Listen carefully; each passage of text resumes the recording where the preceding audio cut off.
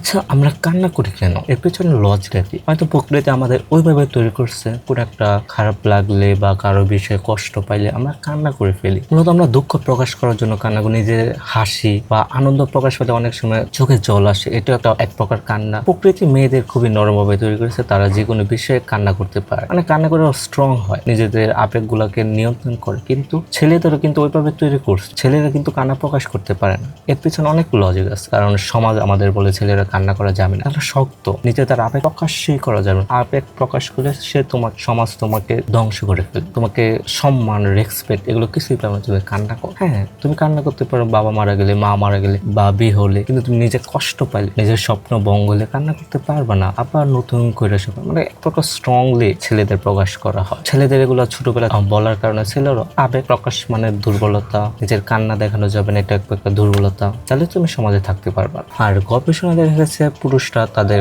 কান্না আবেগ কষ্টগুলা চাপায় রাখে, কারণ চাপায় না রাখলে সমাজ তোমাকে একজন সাইলেন্ট কমফোর্টেবল মানুষ হিসেবে গণ্য করবে না, স্ট্রং মানুষ হিসেবে গণ্য করবে না। এই সমাজটা কিন্তু আমরাই তৈরি করি। আমরা ছোটবেলা থেকে আমাদের সন্তানকে বুঝিয়ে এসেছি, এটা করো এটা করো এটা করো, তাহলে তুমি স্ট্রং হবো। কিন্তু নিজের ইমোশন প্রকাশ করার কোনো কুপুই আমরা তাদের দিই না। তারা কষ্ট পেলে বলতে পারে না ফ্যামিলি, কারণ জানে কত কত কষ্ট তাদের আছে, সেগুলো তার প্রকাশই করতে পারে না। বিশেষ করে জেনজি কোনো প্রকাশ নেই, তারা সামনে দেখতে হাসি খুশি, কিন্তু ভিতরে কি সেটা কেউই জানে না, একমাত্র ওই ব্যক্তিটাই জানে। ছেলেরাও তাদের কান্নাগুলো প্রকাশ করে রাতে মোবাইলে রিলস দেখে, ভিডিও দেখে, একা গান শুনে, এভাবে তারা প্রকাশ করে। আর আরেকটা বিষয়, আমি আমার কান্নাগুলো প্রকাশ করি মুভি দেখে আমি আমার কান্না প্রকাশ করি, ইমোশনাল সিন দেখে কান্না প্রকাশ করি। কেন করি? চার্লি চ্যাপলিন সে তার কান্নাগুলো প্রকাশ করতো আপনার বৃষ্টিতে ভেজা, তখন কেউ দেখ সবাই, সে তার কান্নাগুলো লুকাইতো। আর একটা মুভি হয়তো আপনি দেখছেন চার্লসে, ওইখানে নানি যাইতেছে স্টেশন এবং ট্রেন আসছে, ও চিৎকার মাধ্যমে সে তার নিজের কষ্টটা প্রকাশ করছে, এবং ট্রেন গেছে ও নিজেকে সামনে নিয়েছে। মানে আমরা প্রকাশ করি কিন্তু কাউকে দেখাই না, মানে নিজেকে স্ট্রংলি